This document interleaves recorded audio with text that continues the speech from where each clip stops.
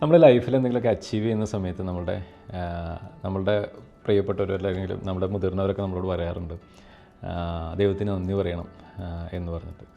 Of course നമ്മൾ ദൈവത്തിന് നന്ദി പറയാറുണ്ട്. പക്ഷേ ഒരു നന്ദി പറച്ചിൽ ദൈവമേ നന്ദി എന്ന് പറയുന്ന ഒരു കാര്യത്തിൽ തീരേണ്ടതല്ല ആ ഒരു നന്ദി പറച്ചിൽ എന്നുള്ളത്. കാരണം നമ്മൾ അച്ചീവ് ചെയ്തിട്ടുള്ള ഓരോ കാര്യങ്ങളും നമ്മുടെ പ്രയത്നം കൊണ്ടും മറ്റുള്ളവരുടെ ചിലപ്പോൾ ഹെൽപ്പ് കൊണ്ടും അല്ലെങ്കിൽ ദൈവാനുഗ്രഹം കൊണ്ടും എന്നൊക്കെ പല രീതിയിലായിരിക്കും നമ്മൾ വിശ്വസിക്കുന്നത്.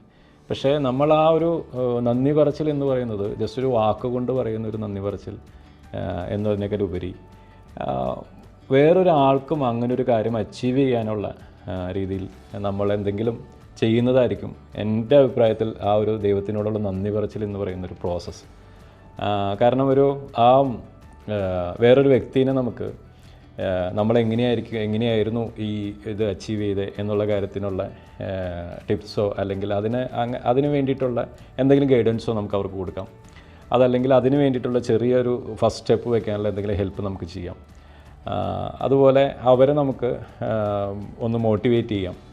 അങ്ങനെ പല രീതിയിലും നമുക്ക് വേറൊരാൾക്കും കൂടി അത് അച്ചീവ് ചെയ്യാനായിട്ട് നമ്മളൊന്ന് ഹെൽപ്പ് ചെയ്യുന്നതാണ് ഈ ഒരു നന്ദി പറച്ചിൽ എന്നുള്ളൊരു കാര്യം കൊണ്ട് യഥാർത്ഥത്തിൽ അതുകൊണ്ടൊരു റിസൾട്ട് ഉണ്ടാവുന്നതാണ് എങ്ങനെയാണ് ഞാൻ വിശ്വസിക്കുന്നത്.